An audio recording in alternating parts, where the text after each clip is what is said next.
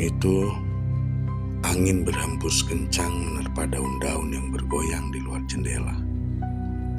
Lampu rumah yang mulai redup hanya cukup untuk menerangi sudut-sudut ruangan, menciptakan bayangan-bayangan panjang yang bergerak seolah-olah hidup. Dia baru saja pindah ke sebuah rumah tua yang terletak jauh dari keramaian kota. Rumah itu terlihat indah, meski ada sesuatu yang terasa janggal, sesuatu yang membuatnya tidak nyaman.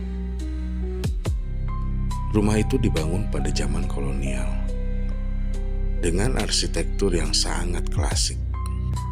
Setiap sudutnya penuh dengan sejarah, dan terasa berat oleh waktu yang telah berlalu. Dia merasa seolah-olah ada yang mengawasinya di tiap sudut rumah itu. Dia tiba di rumah itu dengan harapan bisa memulai hidup baru setelah peristiwa traumatis yang baru saja ia alami dan keluarganya.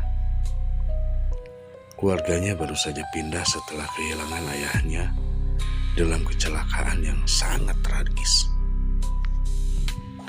Dengan harapan pindah ke rumah baru di desa yang jauh dari hiruk-pikuk kota adalah langkah yang ia harapkan bisa menenangkan pikirannya. Namun, beberapa malam setelah ia menempati rumah itu, keanehan mulai terjadi. Pada malam pertama, saat ia sedang duduk di kamar utama, dia mendengar di lantai atas ada suara langkah kaki berat. Langkah itu terdengar jelas, karena waktu itu rumah dalam keadaan sepi, dan dia memutuskan untuk mengeceknya. Namun, saat ia sampai di tangga, langkah itu berhenti dan tidak terdengar lagi. Dia tertegun, tidak ada siapa-siapa di atas. Namun, saat dia kembali ke kamar, dia merasakan ada sesuatu yang berbeda. Suhu ruangan terasa lebih dingin, dan di atas meja rias ada sebuah foto tua yang dia tidak ingat sebelumnya melihat di mana. Foto itu menggambarkan seorang pria dan seorang wanita. Keduanya nampak bahagia, berdiri di depan rumah yang sama, rumah yang saat ini dia tinggali. Hari-hari berikutnya, dia mulai merasa seperti ada yang mengikutinya. Dia sering merasa ada bayangan yang melintas tepat di ujung matanya. Terkadang, saat dia melihat ke arah bayangan itu, tak ada siapa-siapa.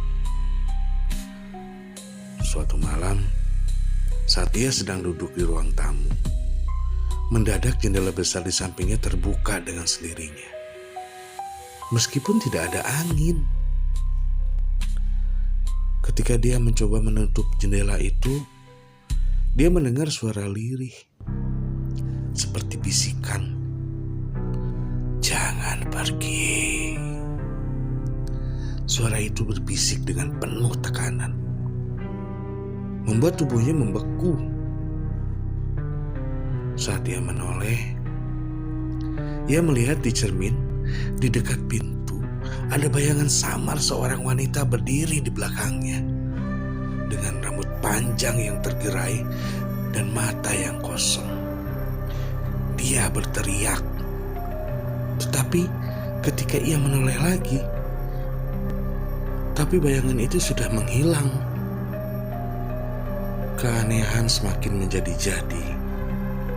Malam demi malam, dia merasa ada yang mengawasi. Pintu-pintu kamar terkunci dengan sendirinya, dan listrik di rumah sering tiba-tiba padam. Namun, yang paling membuatnya ketakutan adalah mimpi buruk yang selalu kembali menghantuinya dan berulang-ulang.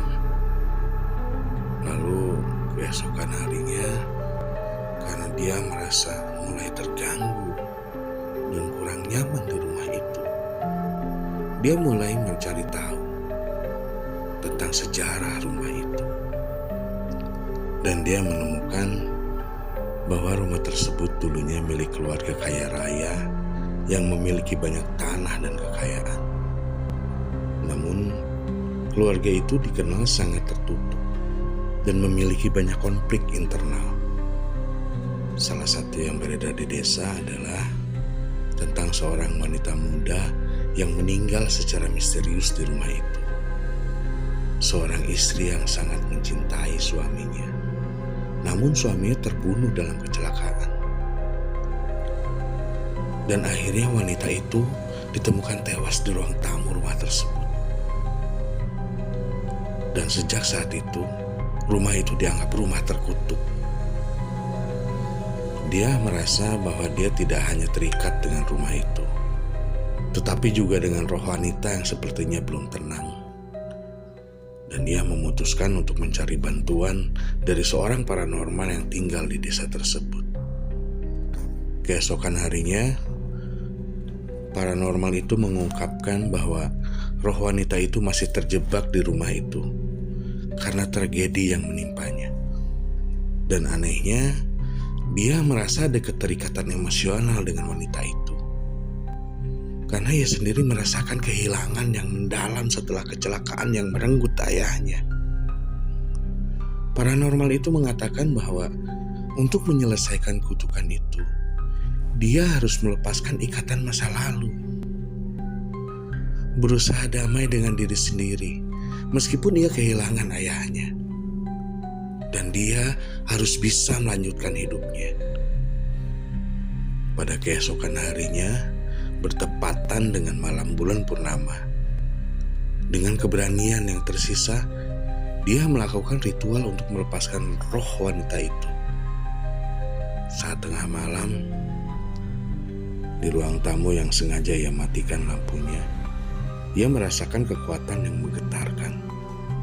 Tiba-tiba, bayangan wanita itu muncul lagi, kali ini dengan wajah yang penuh air mata.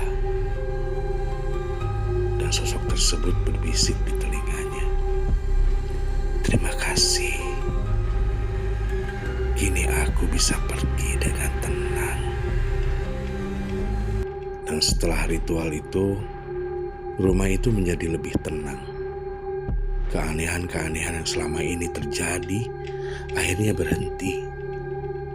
Dia merasa lega, meskipun dia tahu bahwa ia telah melalui pengalaman yang sangat mengubah hidupnya. Namun, di malam terakhirnya di rumah itu, sebelum ia benar-benar pergi, dia melihat di cermin. Bayangan wanita itu sekali lagi muncul, tetapi kali ini wanita itu tersenyum. Setelah dengan pertimbangan yang sangat panjang, keesokan harinya dia memutuskan untuk tidak jadi tinggal di rumah itu. Dengan perasaan yang campur aduk, keesokan harinya dia meninggalkan rumah itu. Antara lega dan takut, ia tidak tahu apa yang akan terjadi di masa depannya. Tetapi ia merasa bahwa dirinya telah mengalahkan sesuatu yang lebih besar daripada dirinya sendiri. Rumah itu kini tetap berdiri, menjadi saksi bisu dari sebuah tragedi, cinta, dan keberanian yang terkubur di dalamnya. Namun, satu hal yang pasti, sampai sekarang, saat malam menjelang, rumah itu benar-benar sepi.